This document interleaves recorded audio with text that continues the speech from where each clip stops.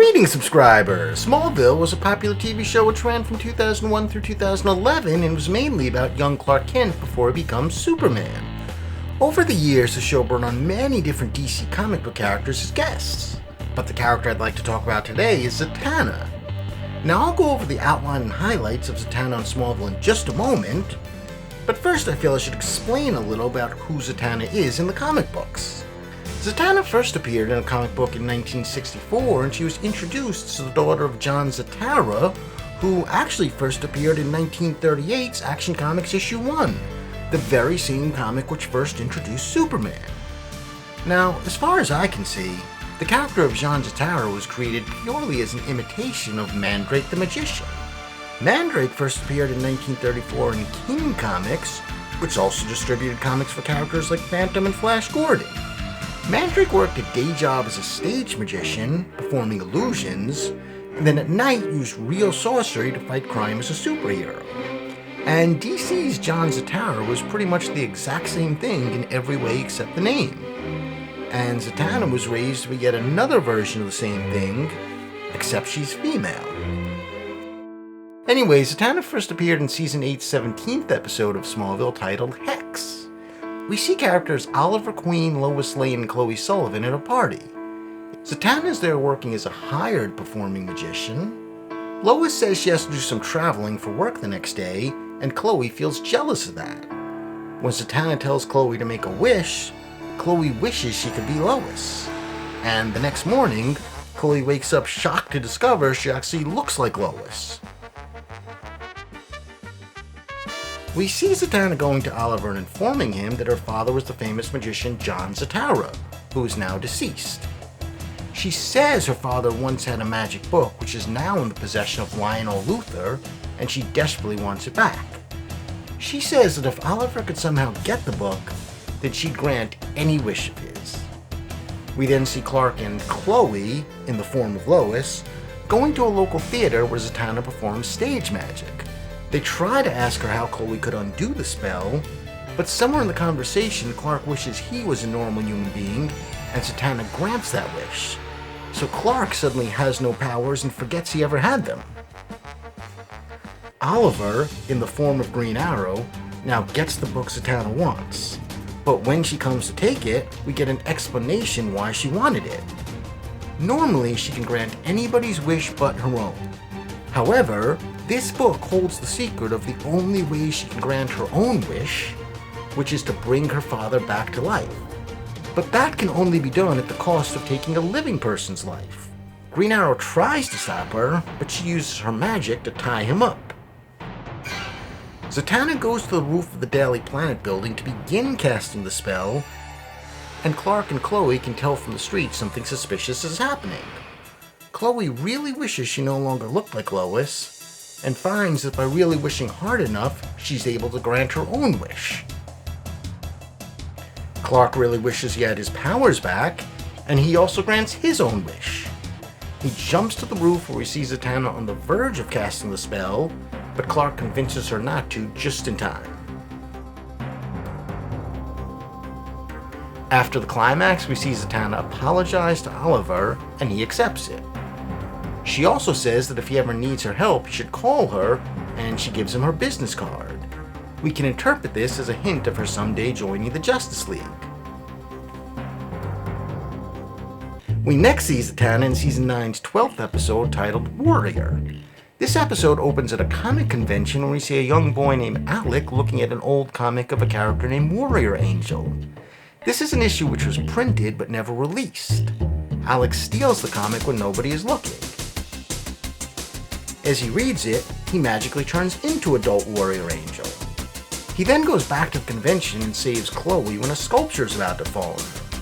And that's when we see him for the first time in his adult Warrior Angel form. Side note, Lois is dressed as a stormtrooper, and if I have any viewers who don't already know this, the stormtroopers are from the Star Wars movies. Lois later changes to another costume, which although is technically original, it bears a strong resemblance to Wonder Woman's suit. It also holds some resemblance to what Xena wore, and I just remember when that Xena show was on, a lot of people I knew thought it was one hell of a show. Anyway, Zatanna shows up at this convention, informs Clark about the spell her father once cast on that comic book which has been stolen. That reading it can somehow turn you into the character of Warrior Angel. Meanwhile, Chloe is walking around with this adult and feeling romantically interested in him, not realizing he's actually a kid. Sure, this has some similarities to Shazam, but it's clearly a different story.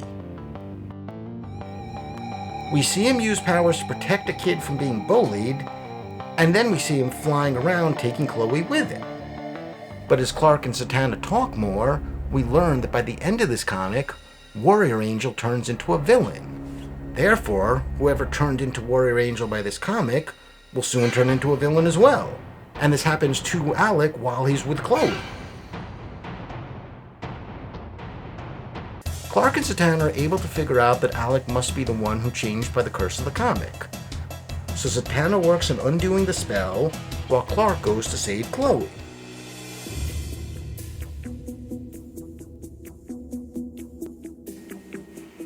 In Season 10's 11th episode, titled Icarus, we see a few shots of the Justice League team, and Zatanna is included as one of them. We never see her face, and I highly doubt it's the same actress. Then in Season 10's 15th episode, titled Fortune, Zatanna is talked about as a spell of hers is a key part of the plot, but she's never actually seen. After the show ended, there was a comic book released in direct continuity with the show, and Zatanna was in a few issues. I don't want to get into too many details there because this video is supposed to be focused on the show, but I will say I thought the comic was pretty damn good. Okay, so what was my opinion of Zatanna in Smallville? I thought actress Serinda Swan was excellent in the role. She looked the part, and she did a superb job of acting like she believed in her magic. I also thought the costume design was perfect. It looked just like the comic book counterpart. Some people could argue Zatanna does not have the most difficult costume to design, but if you go to a convention and examine Zatanna cosplay, you might think again. And what did I not like about Zatanna on Smallville? This is really just a matter of personal opinion, but I felt that when you consider all the spell powers Zatanna has in the comics, the writers could have had a lot more fun with using more of these different powers. The writers probably felt they were keeping things more believable by limiting her powers, but when you look at all the other ways spells can be cast in other movies, and you keep in mind that Zatanna can do all these things in the comics, I personally felt it would have been a lot more fun to see her use more of a variety of magic on Smallville. Also, although we see her use her spells, we literally saw zero stage magic tricks from her. And I don't know what the writer's excuse for that was. It's not a matter of believability in the show, it's stage magic. I personally happen to love magic, and I think that regardless if it's close-up or stage, it's a lot of fun. And showing this kind of magic in movies or TV is also a lot of fun. There are magicians in Vancouver, where Smallville was made, so I really think it would have been a worthwhile investment for the producers to hire a magician as a consultant and be able to see some magic performances in the show. And that's basically it. That's what I have to say about Zatanna on Smallville. But of course my video is no substitute for watching the actual episodes of Smallville. And as always, I'd like to hear some feedback from you viewers. Did you find this video to be interesting? If you didn't see the episodes, and has my video made you want to see them? Or if you have seen them, then do you agree or disagree with my opinions? Or are there other details in the episode that you feel I should have mentioned? Please leave it all in the comments below. And if you've enjoyed this video and you'd like to see more of my videos, then please feel free to hit the subscribe button and hit the bell. I would love to have you. Thank you.